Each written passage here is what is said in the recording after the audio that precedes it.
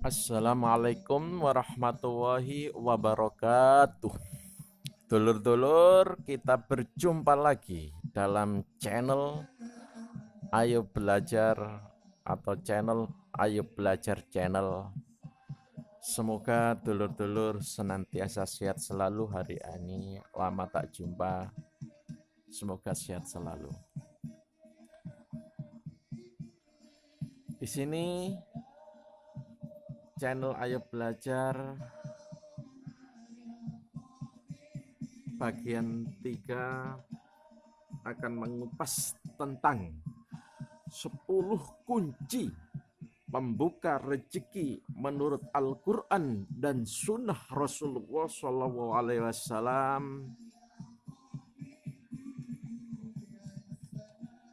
Yang ketiga, yaitu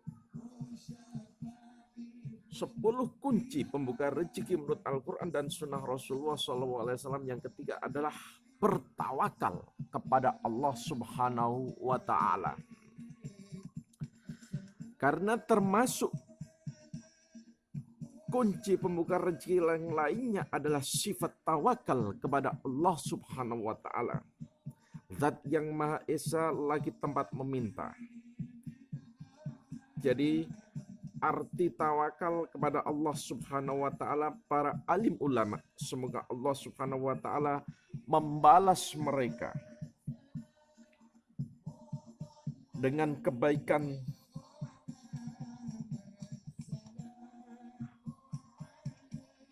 tentang arti tawakal. Dari Imam Al-Ghazali berkata, tawakal artinya hati semata-mata bersandar kepada zat yang dipasrai.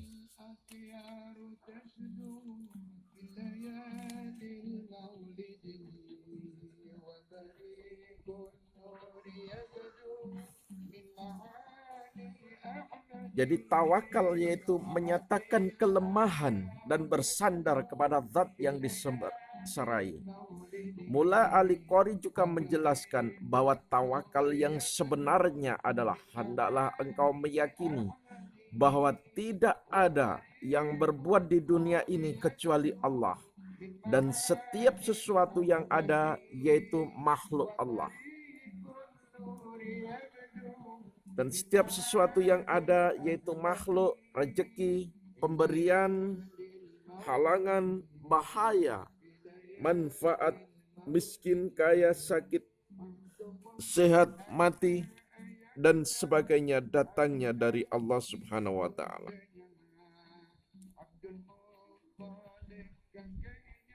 Dalam tafsir Ar-Rabi bin Husaim berkata, barang siapa pasrah maka tidak akan menyempitkan manusia.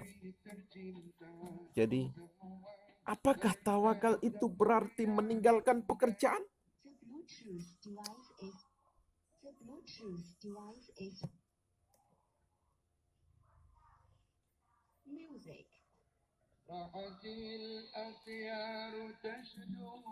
Sebagian orang berkata, kalau memang orang yang bertawakal kepada Allah Subhanahu wa Ta'ala itu telah dijamin rezekinya, lalu mengapa kita mesti bersusah payah mencari mata pencaharian? Bukankah seharusnya kita cukup duduk bersantai-santai saja dan menunggu rezeki jatuh dari langit? Sungguh perkataan seperti itu hanya akan dikatakan oleh orang-orang yang bodoh saja. Memang benar Nabi SAW telah mengibaratkan bahwa orang yang bertawakal itu akan dijamin rezekinya, seperti burung yang pergi mencari rezeki pada pagi hari dan pulang pada sore hari. Padahal ia sama sekali tidak mengetahui di kebun atau di manakah ia akan menuju untuk memperoleh rezeki. Ia hanya keluar dengan sepenuhnya, bersandar dan bertawakal kepada Allah Dat yang Maha Esa lagi tempat meminta. Perkara ini telah disinggung oleh banyak ulama, umpamanya Imam Ahmad berkata, hadis tersebut tidak menunjukkan agar kita meninggalkan pekerjaan. Bahkan sebaliknya, yaitu agar tetap mencari rezeki. Maksudnya adalah jika mereka bertawakal ketika berangkat, ketika tiba, dan ketika pulang dengan sepenuhnya, menyadari bahwa kebaikan itu hanya ada di tangannya, maka mereka akan kembali dengan selamat dan mendapatkan hasil sebagaimana burung. Pada suatu ketika Imam Ahmad pernah ditanya mengenai seorang laki-laki yang duduk saja di rumah atau di masjid dan berkata, "Aku tidak akan bekerja apapun sehingga rezeki datang kepadaku." Maka Imam Ahmad berkata, "Sungguh orang ini tidak memiliki pengetahuan sebenarnya, karena Rasulullah Shallallahu Alaihi Wasallam telah bersabda, Innallaha ja'ala rizki tahta dilli rumhi. Sesungguhnya Allah telah menjadikan rezekiku berada di bawah bayangan panahku." Bahkan beliau juga bersabda, "Lau tawakkaltum 'alallahi haqqa tawakkuli la rayaqakum kama yarjuqut tayra tagdu khima sawwataruhu bitona." Jika kamu bertawakal kepada Allah dengan sebenar-benar tawakal, tentu Dia akan memberimu rezeki sebagaimana Dia telah memberi rezeki kepada burung yang pada pagi hari dalam keadaan lapar dan pada sore hari telah kenyang. Jadi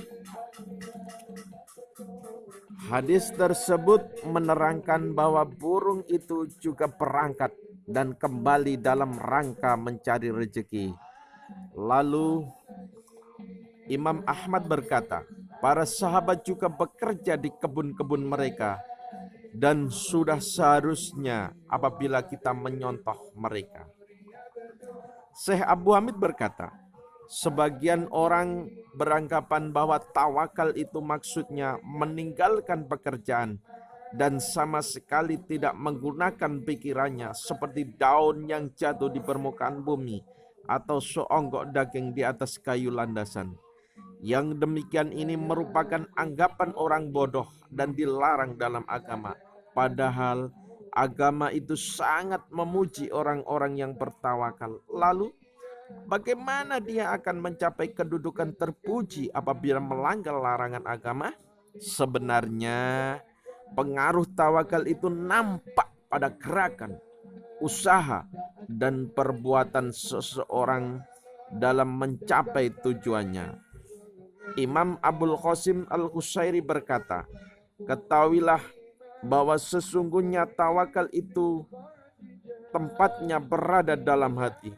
Adapun gerakan lahir itu tidak dapat menafikan tawakal yang telah tertanam dalam hati, manakala ia telah meyakini bahwa rezeki itu datangnya dari Allah Subhanahu wa Ta'ala. Jika rezeki itu sulit diperoleh, hal ini adalah atas ketentuannya, dan apabila mudah, itu pun juga atas pertolongannya. Bukti bahwa tawakal bukan berarti meninggalkan pekerjaan adalah berdasarkan hadis yang diriwayatkan oleh Imam Ibnu Hibban dan Al-Hakim dari Ja'far bin Amr bin Umayyah dari ayahnya radhiyallahu an berkata, qala rajulun li nabiyyin sallallahu alaihi wasallam ursilu naqati wa atawakkalu 'ala Allah qala ikilha wa tawakkal. Seseorang telah berkata kepada Nabi sallallahu alaihi wasallam, saya biarkan untaku dan akan saya bertawakal. Nabi bersabda, ikatlah untamu dan bertawakallah. Dalam riwayat Imam Al-Khudai disebutkan bahwa Amr bin Umayyah radhiyallahu an berkata, "Qultu ya Rasulullah, aqayyidu rahilati wa atawakkalu 'ala Allah au ursiluha wa atawakkal?" Qala qayyidha wa tawakkal. Saya berkata, "Wahai Rasulullah, apakah saya mengikat kendaraan saya dan bertawakal?"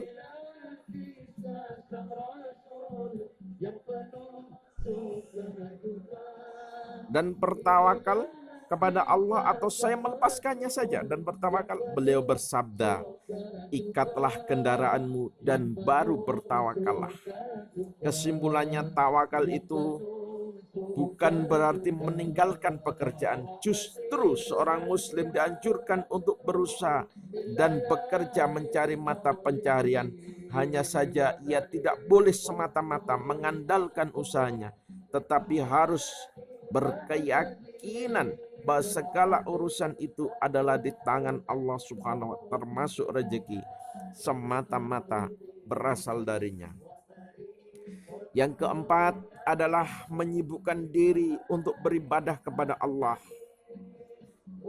Hendaknya jangan sampai diartikan bahwa tafarruq, menyibukkan diri untuk beribadah kepada Allah, itu adalah meninggalkan pekerjaan dan hanya duduk di masjid siang malam. Tetapi maksudnya hendaklah seseorang itu menghadirkan hati dan jasadnya ketika beribadah dengan penuh khusyuk dan tunduk kepada Allah Subhanahu wa Ta'ala, dengan menghadirkan keagungan Allah Subhanahu wa Ta'ala dan menyadari bahwa dia sedang bermunajat kepada Raja yang Maha Berkuasa.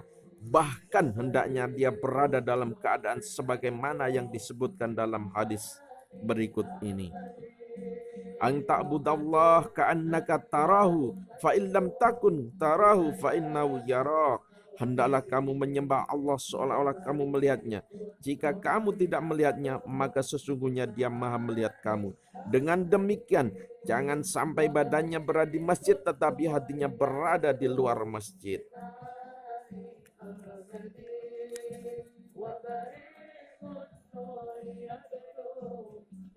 Sebuah hadis yang diriwayatkan oleh Imam Al-Hakim dari Mu'aqal bin Yasar radhiyallahu an, ia berkata bahwa Rasulullah Shallallahu Alaihi Wasallam, yang artinya Tuhanmu telah berfirman, "Wahai anak Adam, sibukkanlah untuk beribadah kepadaku, maka akan aku penuhi hatimu dengan rasa kaya dan akan aku penuhi kedua tanganmu dengan rezeki.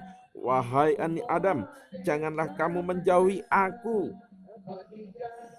maka aku akan memenuhi hatimu dengan kefakiran dan memenuhi kedua tanganmu dengan kesibukan." Dalam hadis di atas tadi, yang artinya bahwasanya Rasulullah SAW telah menerangkan kepada kita tentang janji Allah Subhanahu wa Ta'ala yang maha menepati janji terhadap orang yang menyibukkan diri untuk beribadah kepadanya dengan dua keuntungan, yaitu hatinya penuh dengan perasaan kaya dan tangannya penuh dengan rezeki. Sebaliknya, beliau juga memperingatkan orang yang menjauhkan diri dari beribadah kepadanya dengan dua siksa. Hatinya akan dipenuhi kefakiran, sedangkan tangannya akan dipenuhi kesibukan.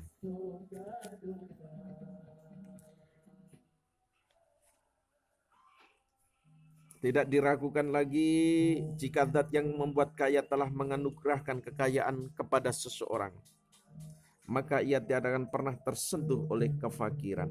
Dan manakala zat Maha Pemberi rezeki telah melimpahkan rezeki kepada seseorang, pastilah ia tidak akan bangkrut selamanya. Namun sebaliknya, jika zat yang Maha Penguasa dan Maha Menentukan telah menimpakan kefakiran kepada seseorang, maka tidak ada seorang pun yang sanggup membuatnya kaya. Dan manakala zat yang Maha Perkasa telah membuat seseorang menjadi sibuk, maka tak seorang pun yang dapat membuatnya memiliki waktu luang. Ya, semoga bermanfaat. Barakallah. Wassalamualaikum warahmatullahi wabarakatuh.